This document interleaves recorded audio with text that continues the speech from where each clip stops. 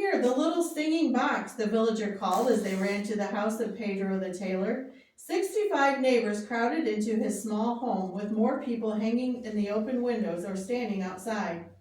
Clarence had placed 50 radios throughout Ecuador, wherever someone promised to share the programs of HCJB with friends. A factory worker accepted a radio and invited all the village children to hear Sunday School of the Air on HCJB. The time came when there were 13,000 radios in Ecuador. Later, Japanese salesmen flooded all over South America with transistor radios. By that time, HCJB owned a new 1,000-watt radio transmitter, reaching the 80 to 90 million people of South and Central America who spoke Spanish. A missionary's life was not all blessings and answers to prayer. Satan worked hard to try to stop the gospel from spreading further. He tried to stop Clarence. On the way back to Quito one day, Clarence was riding horseback along a narrow trail above a 1,000-foot drop into the canyon below. He had started out for home at 4 a.m. while it was still dark. There were guides with him who rode ahead, one at a time, slipping and sliding over the muddy path. Since Clarence was riding at the end, the other men didn't see him fall or hear him cry out as he and his horse hurtled down into the canyon. A sturdy tree on a rock ledge broke his fall, and there they lay, with Clarence's left leg caught under the horse. "Yo, help!" he shouted over and over, but the other men were far beyond him. Could going anywhere for God mean dying for him? "I thought it was the end," Clarence told his family later, "but I prayed and trusted God. Finally, the men missed me and came back." In the early morning light, the men saw the deep rut of mud on the trail where the horse had skidded. "Clarence, where are you? What happened? Get this horse off me!" Clarence yelled back. The men climbed down and pulled first the horse, then Clarence back up the trail. Thankfully, his leg was okay, even though it had been trapped under the horse for a long time. Trusting God for every need was part of missionary life. There came a time when many people had very little money. They could no longer send offerings to Clarence and his family. There was no money for food, no money to pay the $6.15 electric bill for HCJB. Would the station have to shut down? Jeremiah 33:3 is one of Clarence's favorite verses. Clarence spent a whole day praying, calling to God for help. Soon a friend came by with a loan of money. Then Clarence got a loan from the bank on the big transmitter that was broadcasting the gospel. When Christians in the United States heard of the need, everyone gave a little. Even an Eskimo child sent a bag of pennies.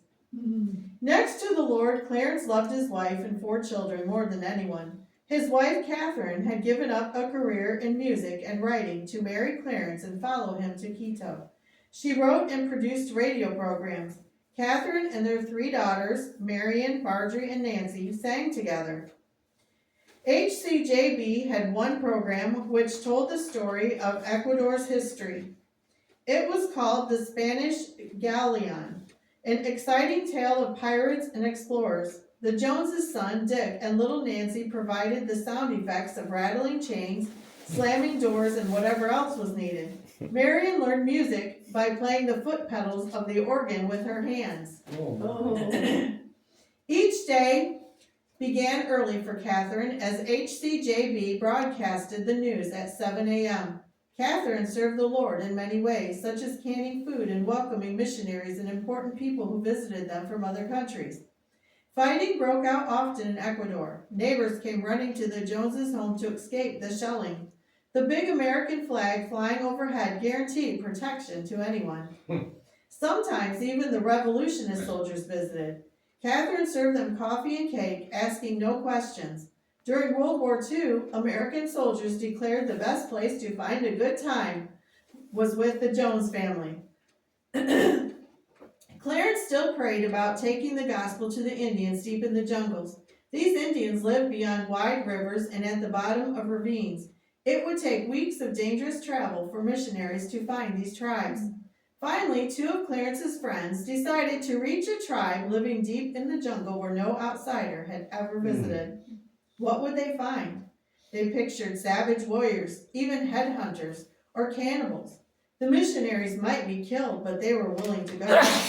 After weeks of hacking a path through the dense jungle, being almost eaten alive by mosquitoes, and having narrow escapes from snakes and wild animals, they stepped into a clearing.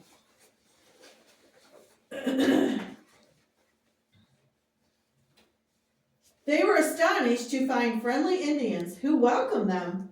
More amazing, the Indians were Christians who could sing 70 hymns and gospel choruses. They repeated many Bible verses from memory. When will you send us a pastor for our church? The chief asked. We all love Jesus and worship him every day through songs of praise and Bible study. The missionaries had only one question. How did this happen? The chief said, look. The missionaries saw a crystal radio set from HCJB mounted on a piece of wood about the size of a mousetrap. Thousands of these were made at the HCJB base and were actually called mousetraps. The programs were in Quechua language. One of the Indians had come out of the jungle to a marketplace and was given the mousetrap radio set by a trader.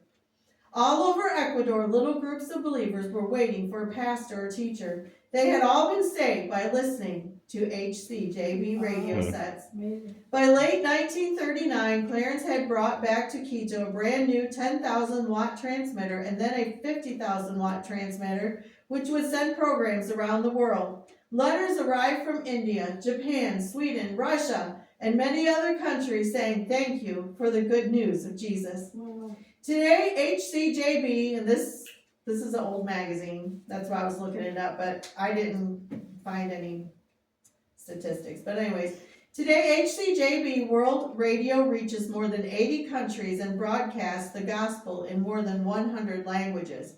Clarence Jones called on God, and God showed him great things. God still asks the question, who will go for us? Who will go to tell others the good news that Jesus died for them? Will you say, like Clarence did, I'd go anywhere for him?